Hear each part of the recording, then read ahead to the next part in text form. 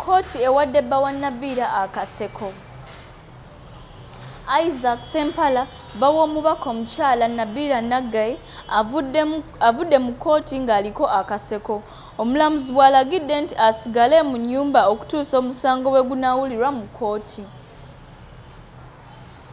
Bannamateeka ba Nabilah babadde basoose kusaba kkooti esazeemu ekiragiro ekikkiriza Sempala okubeera mu nnyumba, kyokka abalooya ba Sempala ne bakiwakanya era omulamuzi n'asalawo nti omusango engeri nti gukwatagana ku nnyumba eya ssente nnyingi ate nga gulimu n'okwewola, talina buyinza bulagira Nabilah kudda mu nnyumba.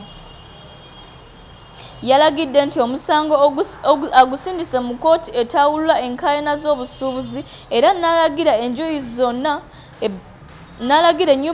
enjuyi zonna ebbaluwa nti yabadde emaze okugiwandiika bannamateeka bagende mu kkooti eyo gye baba basabira ekiragiro ekipya nti mu musango mu kkooti y'ettaka aguggyeyo era kyasigadde kiwadde Sempala obuyinza okusigala mu nnyumba okutuusa nga guwuliddwa.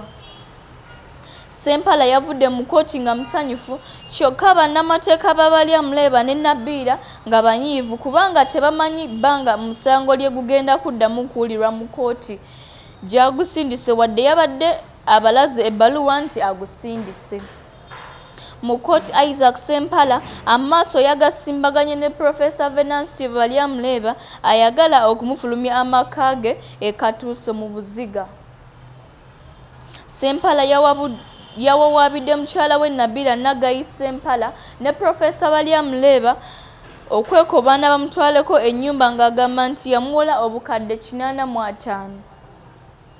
Looya wa Sempala Ronald Kayizi olwatuuse mu kkooti basanze Nabilah yatadde okwewozaako kyokka nga tebamuwaddeeko kopi, bw'atyo n'asaba bongezeeyo omusango kubanga empapula baazimuweeredde ku kkooti.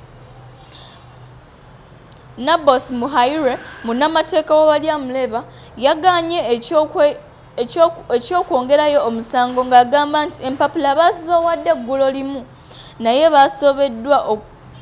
bo baasobodde okuteekayo okwewozaako kwabwe era beetegefu okugenda mu maaso bawoze. Omusango gwabadde mu maaso g'omulamuzi Flavia Nabakooza ku kkooti enkulu ekola ku by'ettaka ku Trade Tower. Nabilah teyalabiseko mu kkooti wabula yasindise bannamateeka Derrick Lutalo ne Abdul Tomusange. Lutalo yategeeza nti empapula za kkooti tebaazibawadde wabula baazifunye okuva mu kkooti ne bassaayo okwewozaako kwabwe era baasabye ekiragiro ekigaana Nabilah okutwala ennyumba kisazibwemu. Kayizi yagambye nti ekkooti bw'esazaamu ekiragiro ebeera eddibaze ebigenda okuddirira kubanga ebbaluwa Nabilah gye yawandiikira yategeezezza nti agenda kuva mu nnyumba agikwase Profesa Balyamuleeba. Baganda ba Sempala okuli Medi Sebagala ne Farouk Ntege ne bannyinaabe abalala babaddewo mu kkooti okubugiriza muganda waabwe. Wiiki ewedde ku Lwokutaano Nabilah yawerekeddwako poliisi ne batwala ekiragiro kya kkooti okufulumya Sempala mu maka gano era waabaddeyo akavuyo ne bafundikira nga Sempala azirise ne bamutwala mu ddwaliro. Abooluganda lwa Sempala baasombye ebintu bya Nabilah okwabadde engoye, engato n'ebirala nga babimusuulira mu luggya.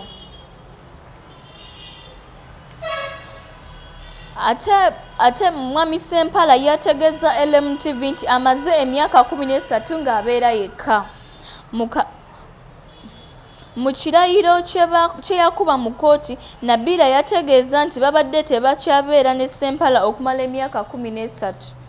Wabula we baakomyewo okuva gye yali yalaga, yakozesezza ekifuba n'ayingira mu maka ge e Buziga n'akuba omukozi omugenzi Jacob Imbo eyabaddewo ne Nabilah n'amutwaliramu.